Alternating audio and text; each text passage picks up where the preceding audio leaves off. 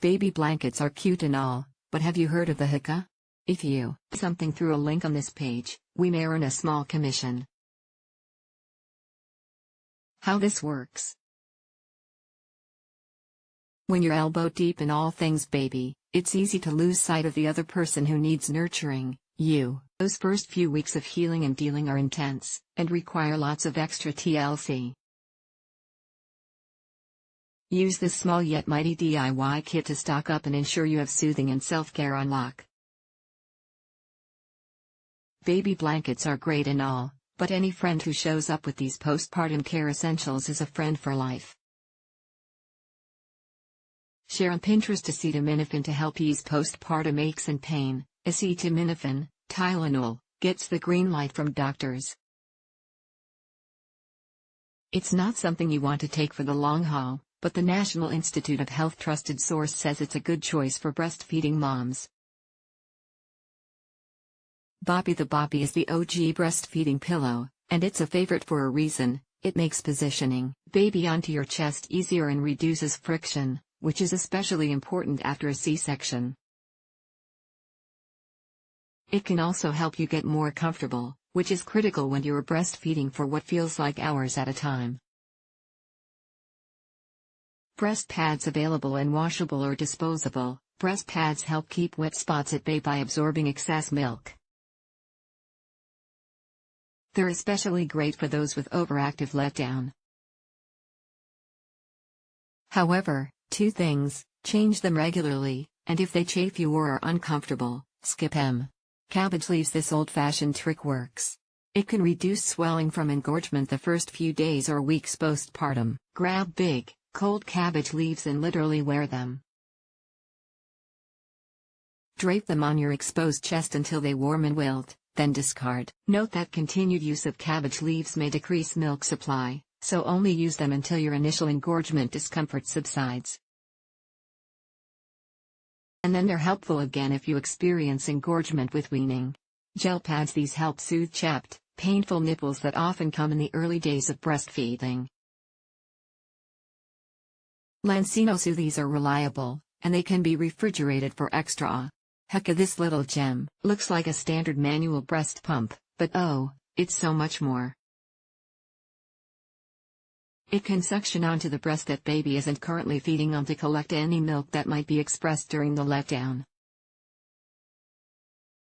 It's a way to save that liquid gold. Heat packs. Surprise! Your milk won't be flowing the minute baby is born. It takes 2 to 4 days to fully come in, and when it does, it can cause engorgement, breasts balloon and can be painful and hard. Heat works wonders before a feed or pump. You can use a reusable, microwavable heat pack, though for its size and convenience, I love instant hand warmer heat packs. Activate them and stow inside your bra cups until they cool off.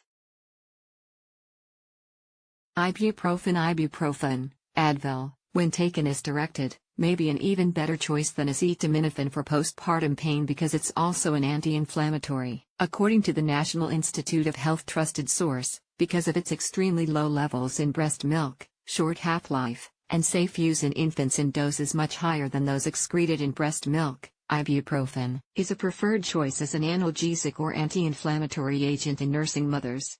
Ice packs. Pair this with heat packs, and you've got the yin-yang treatment you need for engorgement during your first week postpartum. After a feed or pump, press a little bag of frozen corn or peas, wrapped in a thin, clean kitchen towel, to your breasts, or use handheld instant cold packs or reusable, freezable gel packs. Remove when the pack is starting to warm up. Medela breast shells. When you want the best of both worlds, Medela to the rescue. Their breast shells slip right into your bra to give your nipples a breather from moisture, and, once you're ready to breastfeed again, they act as a milk collector during breastfeeding sessions. Olive oil. Keep that Evo on hand for more than cooking. Instead of gel pads, I prefer using olive oil to treat sore, chapped nipples. Simply dab a bit onto each nipple after a feed or pump and let air dry. It can help tremendously, and it's cheaper and, typically, less allergenic than lanolin-based nipple creams. One-handed snacks unless someone else made it. Forget about homemade snacks for a while. You're going to get hungry, fast, with full arms and no sense of what time it is. Stave off hangriness with stuff you can eat while still holding baby: nuts, seeds, fiber-rich protein bars, crackers, and fruit. Overnight pads. Time to bring in the big guns. You'll want to buy the most super absorbent overnight pad you can find. Whether you had a vaginal or C-section birth, you will experience lochia, which is the medical term for post-birth discharge, including blood, mucus, and uterine tissue. It is different for every person, and every birth, but in general expect the bleeding to last up to 4 to 6 weeks for vaginal birth and 3 to 6 weeks for C-section, tapering in heaviness as you go. Tampons and menstrual cups are not suitable after birth. Padsicles. You can purchase perineal ice packs, but it's simple enough to make them yourself. And by make them yourself, I mean task a loved one to handle this job. Take your store-bought overnight pad, unwrap it, and then pour witch hazel, aloe vera gel, and a couple drops of lavender essential oil onto the pad. Spread the mixture on the pad, refold in aluminum foil, and pop it into a freezer. When ready to use, take it out, let it defrost for a minute, and then place in your underwear. Wear until it's warmed up and then toss. Note: soggy bottom will be in effect.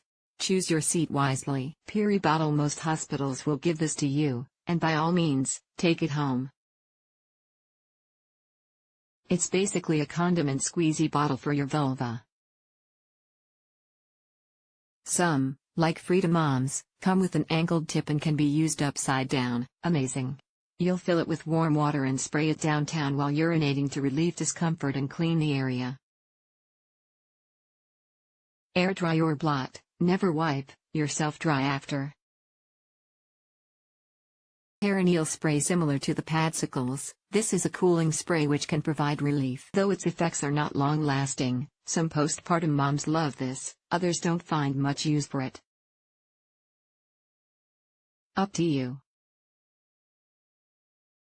Just look for a spray without artificial ingredients or perfumes. Some, like Earth Mama, come with a sprayer that can be used upside down. That's key. Postpartum underwear. Postpartum underwear is the best. They're stretchier than normal granny panties, are super absorbent, can be disposable if that's how you roll, and are more breathable and comfortable overall. If you had a C-section, you'll definitely want these to avoid the pressure of an elastic waistband on your incision. Brief transitions makes a great like the hospital but better version which can be washed or tossed. Always discreet and Depend silhouette are nice disposable options which can be found at most drugstores. If you want to go a little fancier, and add your own pad, Pretty Pushers has a cute drawstring panty that contains a pocket for padsicles, and Kindred Bravely has a lacy high-waisted option if you're feeling ooh la la. Preparation. If you didn't have hemorrhoids during pregnancy, surprise! It's that time. Pushing, pressure, straining, it's a lot on your bod. Preparation H ointment is an over-the-counter option to temporarily shrink hemorrhoids and ease pain and itching. However, check with your provider to get the go-ahead on this. Sidspath. The hospital may give you one to use. If they didn't offer one, ask. The shallow basin fits within your toilet so you can soak your perineal area in warm water, and perhaps Epsom salt if your provider says that's okay, to soothe and speed up healing. Make sure the bath is clean and disinfected before use, and absolutely do not add bubble bath or scented soaps. Small pillow. If you had a C-section, you'll want to place this on your abdomen and hold onto it whenever you cough or sneeze. Alternatively, if you have stitches, you may find sitting on a pillow helpful for hard surfaces, like wood or plastic chairs. Stool softener of everything listed here, this ranks as a top priority. Take it for all of the reasons listed here. The hospital or birth center will most likely give you a dose or two during your stay, and most likely it will be Colace. It's a gentle formula which is not contraindicated for breastfeeding mothers. Once home, you can continue to take the recommended dosage of up to 3 capsules a day, for 1 week unless otherwise directed by your doctor. Do not take laxatives. They contain different ingredients and force your body to expel a bowel movement. Tux medicated cooling pads. These convenient round pads help ease the burning and itching of hemorrhoids, and can be used freely as needed after birth. If you somehow avoid postpartum hemorrhoids, you lucky unicorn, Tux pads are still a smart, soft way to blot yourself clean after going number 2. Water bottle hydration is as important as ever during postpartum. That said, you don't need to chug like crazy. A simple rule of thumb: drink 8 ounces of water each time baby feeds or you pump. You'll know you're hydrated if your pee is light-colored. Dark urine is a sign that you need to drink more throughout the day. Mandy Major is a mama, journalist, certified postpartum doula PCD donya, and the founder of Mother Baby Network, an online community for postpartum support. Follow her at motherbabanetwork.com.